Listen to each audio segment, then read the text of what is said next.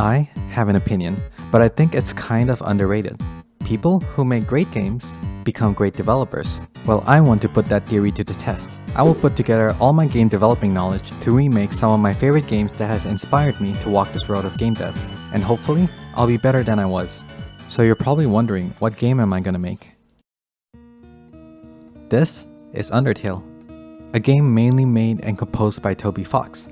To me, this game is a masterclass of storytelling and having such a great impact while maintaining a simple art style. To say that it was a game that gave me great hopes on what a small team could achieve would be an understatement.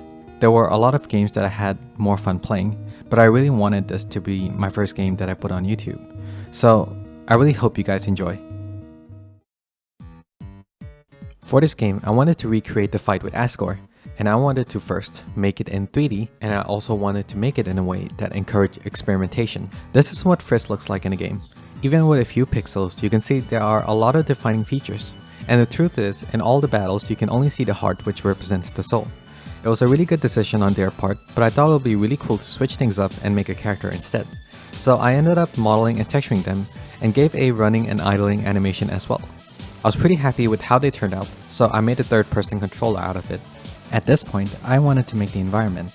Using the boss battle as a reference, I knew I wanted it to be in a dark area. The fight itself is located in a castle, so I made some dungeon floor textures in a way that let me adjust the colors easily. In the game, Asgore blocks the way for you to leave the underground, so I added a rectangular light for the blue barrier in the back, and I made some nice little foggy effects with some volumetrics. So I was feeling like the bounds of the areas was really hard to read, so I added some lights to the boundaries and some lighting to light up the playable area. In the HUD of the game, you'll see that there are some embers. Instead of having it as an overlay, I decided to make it a particle effect with the Niagara system. With this, it was really starting to look like a battlefield, and I was ready to make the boss himself. In the game, there were a lot of chances where you got to see Asgore with some color. I went ahead to model him for the fight, and since I really wanted to do the opening sequence, I made a separate model of him standing menacingly with his cape. For the animations, I had one of him idling and another one of him attacking. The attack was actually so fast that I had to move it in just a few frames. Another part of him that actually moved was his trident during the opening sequence. And during the battle, the trident moved with the hands while he attacked. Once I was done with him, I think I was pretty happy with how it turned out. I stuck him in front of Frisk and I felt like the game was really coming together. Until I had to do the mechanics. It was time to start working on the battle mechanics. For the fireball, in a game, they kind of look like a flaming ball with a dark core. I remade that with a simple fennel material and a particle effect that will spawn white smoke. Essentially, the battle is like a bullet hell. Most of the time you're dodging Asgore's attacks. So the first attack are these fireballs that goes in a curved line in this cool pattern, which was easy enough. The second attack is fireballs going out in a spiral, while moving from left to right. In the third attack, some hands move in the arena while spawning fireballs. Once they are all loaded, they will fire at the player's location. For the fourth attack, the arena will give a warning before sending a wave.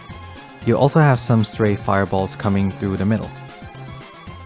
For this attack, we have fireballs moving in a circle, and they will just come towards the center of the arena. So this attack was actually insane to make. In order to dodge them, you have to stay still when the attack is blue, and you have to be running when the attack is orange. You'll see that before he actually attacks, he projects what attacks he's gonna do by flashing a certain color with his eyes.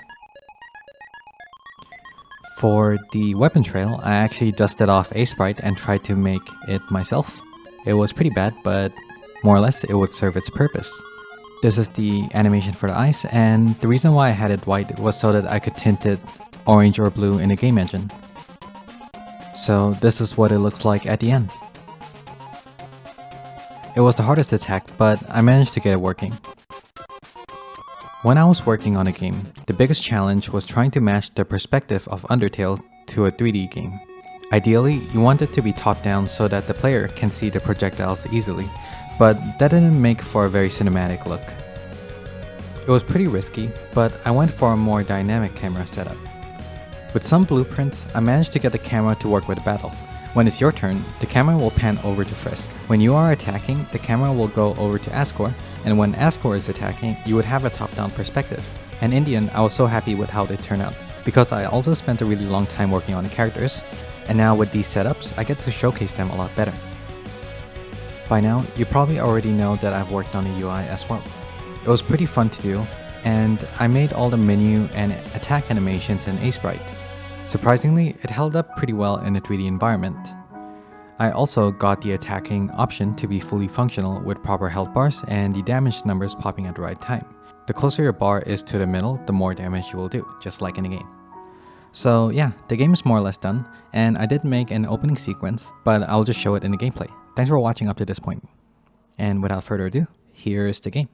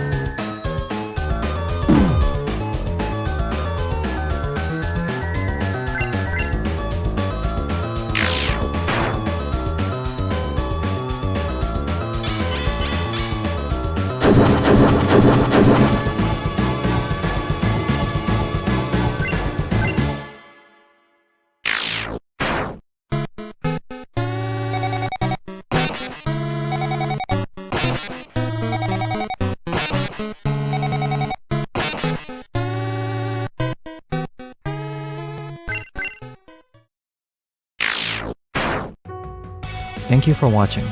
There was so much to learn, and I'm so glad of how it turned out. There's still many games and bosses that I love and that I will remake in the future hopefully. So till then, see you later.